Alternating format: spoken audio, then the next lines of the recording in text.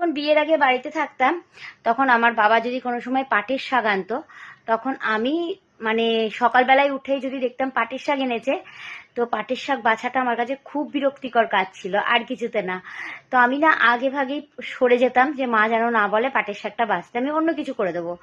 আর এখন আমি সেই পাটের শাক বাছার জন্য পাগল হয়ে যাই, কারণ খেতে ভীষণ ভালোবাসি।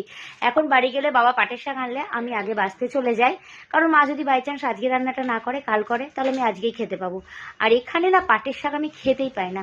আর আমাদের জমিতে কত পাটের শাক বলো তো, কিন্তু এখানে ওসব কিছু নেই। আর এই কটা পাটের শাক আমি কিনে এনেছি কালকে, 40 টাকা দাম নিয়েছে এক আটি পাটের শাক।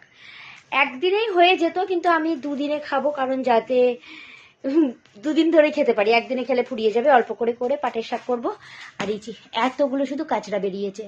তো এই পাটের শাকটা 40 টাকা নিয়েছে, কিন্তু পাটের শাক খেতে আমি খুব ভালোবাসি।